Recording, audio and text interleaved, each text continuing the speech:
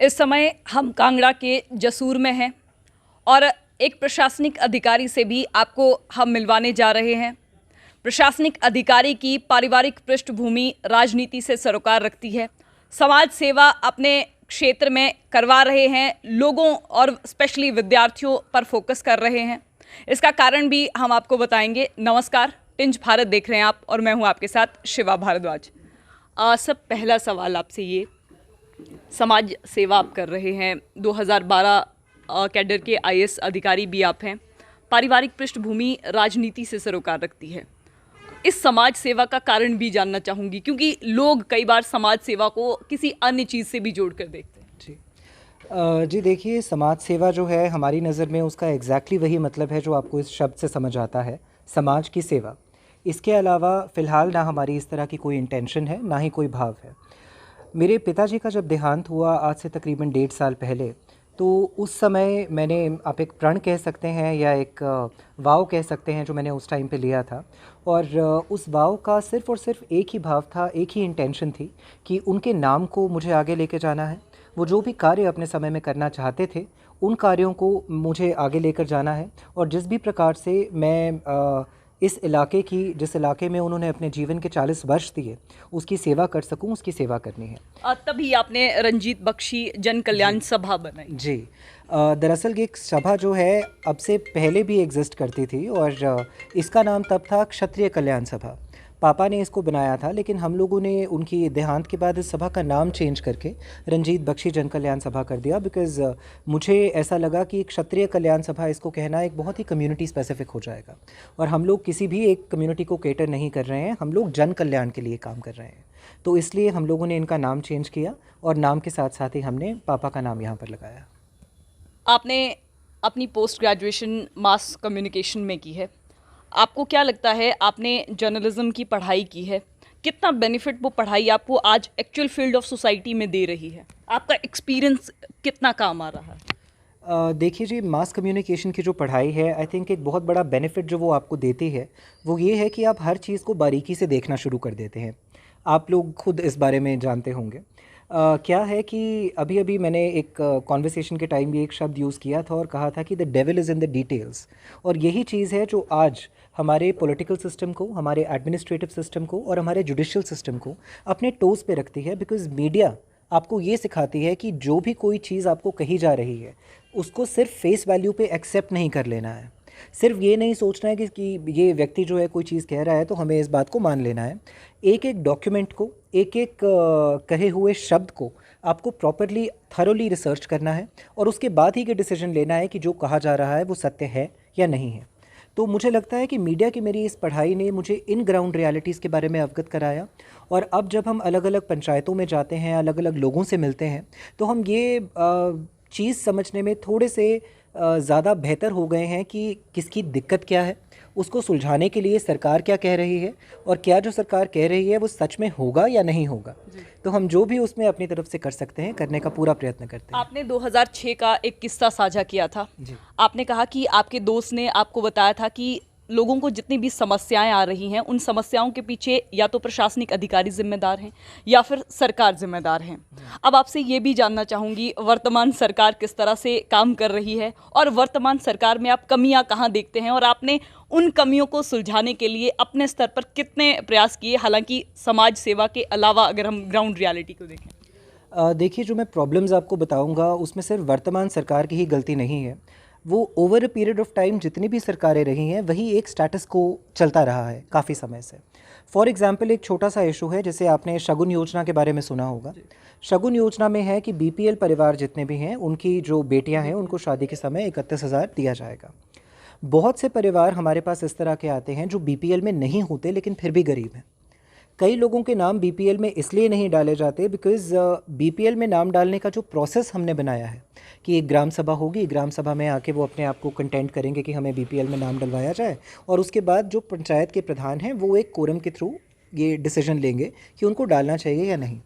ये डिसीजन ही अपने आप में बहुत ज़्यादा पॉलिटिकली मोटिवेटेड हो जाता है, जिसकी वजह से हम ग्राउंड पे जाके देखते हैं कि कुछ ऐसे लोग जिनके 3 मंजिला मकान हैं, उनके नाम बीपीएल में हैं, लेकिन ऐसे लोग जिनके पास खाने के लिए 2 वक्त की रोटी नहीं है, उनके नाम बीपीएल में नहीं है।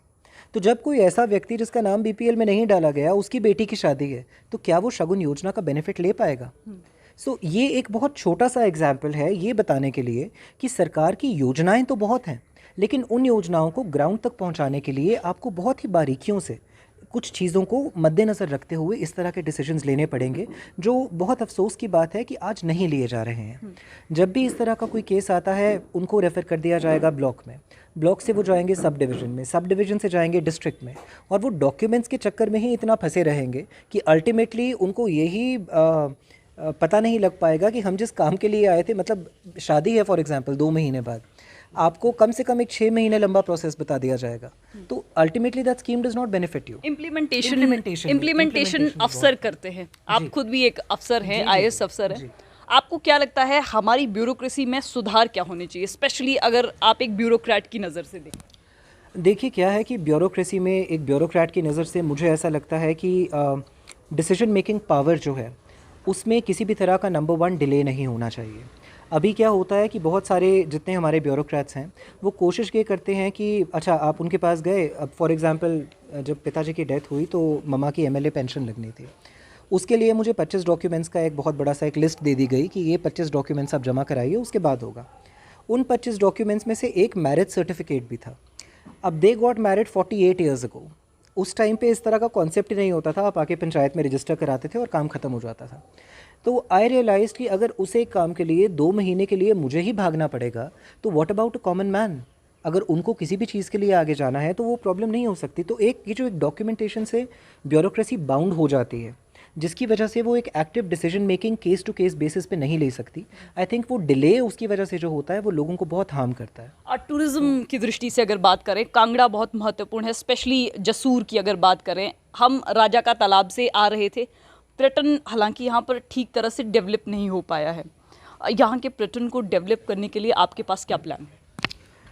देखिए ये जो प्लान्स हैं बेसिकली ये गवर्नमेंट लेवल पे ही यूजुअली बनाए जाते हैं, और हम एज एन एनजीओ इस टाइम पे इतने बड़े किसी तरह के रिसोर्सेज को नहीं हैंडल कर सकते। बट फिर भी मुझे ऐसा लगता है कि हम लोग एक इस तरह के यूनिक एरिया में सिचुएटेड हैं जहाँ पे अगर चाहें तो बहुत अच्छे तरीके से इसको डेवलप किया जा सकता है। वाई? नंबर 1, नूरपुर का जो क्षेत्र है ये एक 3 स्टेट्स के जंक्शन पे पड़ता है। यहाँ से पंजाब तकरीबन 20-25 किलोमीटर दूर है, which is a huge market, एक बहुत बड़ा कमर्शियल मार्केट है पठानकोट का। यहाँ से जम्मू कश्मीर जो है, जम्मू तकरीबन 2 घंटे के डिस्टेंस पे है, जहाँ पर आपके अमरनाथ यात्रा और इस तरह के रिलीजियस टूरिज़्म को बहुत ज़्यादा एक फोकस किया जा सकता है। और जब आप वहाँ से इस तरफ आते हैं तो यहाँ से धर्मशाला तकरीबन 1 घंटे के डिस्टेंस पे है, जहाँ पे टूरिज़्म का पोटेंशियल इन टर्म्स ऑफ जो लोग आके होम स्टेज़ में रहना चाहते हैं या जो लोग आके माउंटेन व्यूज़ को या एक सीनिक ब्यूटी को देखना चाहते हैं, उनके लिए बहुत अच्छा है। आपने तो इस ये संबंधी सुझाव दिए अपने विधायक को? हमारी जी विधायक जी से या पूर्व विधायक जी से सिर्फ और सिर्फ पब्लिक फंक्शंस में मिलना होता है, ना वो सुझाव मांगते हैं ना हम देते हैं। Simple is that. तो ये चीज़ें हैं जो 2-3 अगर इन पे फोकस किया जाए। एंड मोस्ट इंपॉर्टेंटली नूरपुर की अगर आप बात करें तो यहाँ एक बड़ा पुराना और बहुत फेमस मंदिर है ब्रिजराज स्वामी का। उस मंदिर को यदि आप राजस्थान की तरफ चले जाएं तो आप देखेंगे कि कुंभलगढ़ फोर्ट है, चित्तौड़गढ़ फोर्ट है, वहाँ पे एक प्रॉपर शाम के टाइम एक लाइट एंड साउंड शो किया जाता है, लोगों को एंट्री की टिकट्स मिलती हैं, स्टॉल्स लगे होते हैं, लोकल चीज़ों को डेवलप किया जाता है, सोवेनियर्स दिए जाते हैं। तो अगर उसी एक प्रापत्र के ऊपर उसी बेसिकली उस चीज़ को ध्यान में रखते हुए इस फोर्ट को भी डेवलप किया जाए, इस तरह का शो किया जाए, तो वो एक रेवेन्यू का बहुत अच्छा सोर्स होगा। दूसरा, एक टूरिज़्म के हॉटस्पॉट के रूप में वो नूरपुर को डेवलप कर देगा। और तीसरा, आप वहाँ पे स्टॉल्स लगा के लोकल जितना भी आपका यहाँ लोकल मार्केट का सामान है, जो चाहे महिला मंडल के लोग यहाँ बहुत अच्छे लोकल आपके अचार बनते हैं, बहुत आम पापड़ बनाते हैं, स्वेटर्स बनाते हैं, इस तरह का एक डिस्प्ले का बहुत अच्छा एरिया हो जाएगा, which will become a huge source of revenue for everyone. आपका सोशल मीडिया चेक कर रही थी, उसमें मैंने देखा कि आपने महिलाओं को सिलाई मशीन्स दी हैं, आपने लाइब्रेरीज ओपन की हैं ग्रामीण क्षेत्रों में, स्पेशली बच्चों को लाभ भी हो रहा है। एक तरफ आप कह रहे हैं कि आप समाज सेवा कर रहे हैं, दूसरी तरफ पोस्टर्स भी सोशल मीडिया पर अपलोड किए जा रहे हैं, इसका कारण आपसे जानना चाहूँगी। देखिए, इसका मुख्य कारण ये है कि आजकल जितना भी आपका यूथ है या जितने भी लोग हैं आपके, शायद वो अखबार नहीं पढ़ते होंगे, शायद वो और कुछ नहीं करते होंगे, लेकिन वो सोशल मीडिया पर ज़रूर हैं। वो कंटिन्यूसली फेसबुक पे किसी ना किसी को देखकर अपनी राय दे रहे हैं, अच्छी बुरी राय इज़ अ डिफरेंट मैटर, दे रहे हैं। ट्विटर पर हैं, फेसबुक पर हैं, इंस्टाग्राम पर हैं। तो जब हमें अपना मैसेज लोगों तक लेकर जाना है तो हम लोग माइक पकड़कर रैलियां तो कर नहीं सकते, तो उसका इकलौता सिर्फ एक ज़रिया जो रह जाता है वो है सोशल मीडिया। तो वी ट्राई कि हम फेसबुक पे जाके अपना जो भी पोस्ट है वहाँ पे डालें ताकि कोई और लोग देखें, उससे इंस्पायर हों, उससे हमारे साथ कनेक्ट होना चाहें। And for us that has worked in the past. जब भी हमारे पास इस तरह कोई केस आया है, मान लीजिए किसी का घर बनाना है या किसी का इलाज कराना है, उसका कुल खर्चा है 1 लाख। 1 लाख में से शायद मैं अपने ग्रुप में से 60-70 हज़ार रेस कर पाया हूँ। मैंने उसके बाद वो पोस्ट बनाकर जब सोशल मीडिया पे डाली है तो बाकी का बचा हुआ 30 हज़ार वहीं से रेज होकर हमारे पास आया है। तो it's a huge motivating factor I think for a lot of people. अब एक आखिरी सवाल और स्पष्ट जवाब भी आपसे चाहूँगी। एक्स एमएलए रंजीत बख्शी के आप सुपुत्र भी हैं। अब मेरा सवाल एक नौकरशाह से नहीं बल्कि एक्स एमएलए के बेटे से रहेगा। अपने पिता की लेगेसी को, राजनीतिक लेगेसी को आगे बढ़ाना चाहते हैं? देखिए, मैं उनकी लेगेसी को आगे बढ़ाना चाहता हूँ, उसमें राजनीति है या नहीं उसके बारे में I can not say anything at the moment, specially because जब पापा थे, मैं यही बात काफ़ी समय से डिस्कस करता हूँ अपने लोगों के साथ भी, कि जब वो थे उस टाइम भी आज से 1 साल पहले मैंने नहीं सोचा था कि उनके नाम का एक NGO बनाकर मैं 1 साल बाद इस तरह का कुछ कार्य कर रहा हूँगा। इसलिए आज मैं ये कह दूँ कि मैं 1 साल बाद या 2 साल बाद क्या कर रहा हूँगा, that would be very wrong on my part. तो इसलिए मैं सिर्फ इतना कहना चाहूँगा कि उनकी जो सोच थी, जो वो मुझसे डिस्कस किया करते थे, उनकी जो एक लेगेसी थी इन टर्म्स ऑफ एजुकेशन में वो जो करना चाहते थे, इन टर्म्स ऑफ हेल्थ में जो करना चाहते थे, इन टर्म्स ऑफ इंफ्रास्ट्रक्चर में जो करना चाहते थे, उसको हम आगे बढ़ाने का प्रयत्न करेंगे, वेदर इट इज़ प्राइवेट और अदरवाइज। Thank you. देखिए, आज हमने आपको हिमाचल प्रदेश के एक अफसर अकिल बख्शी से मिलवाया। सर्वांगीण विकास के मुद्दों पर लगातार लोगों से मिलते भी रहते हैं, चाहे महिलाओं की बात करें, युवाओं की बात करें या फिर आपदा से प्रभावित बच्चों को राहत देने की बात करें, परिवारों को राहत देने की बात करें।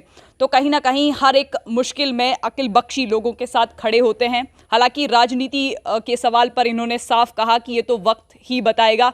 लेकिन फिलहाल टिंच भारत के साथ बस इतना ही। नमस्कार।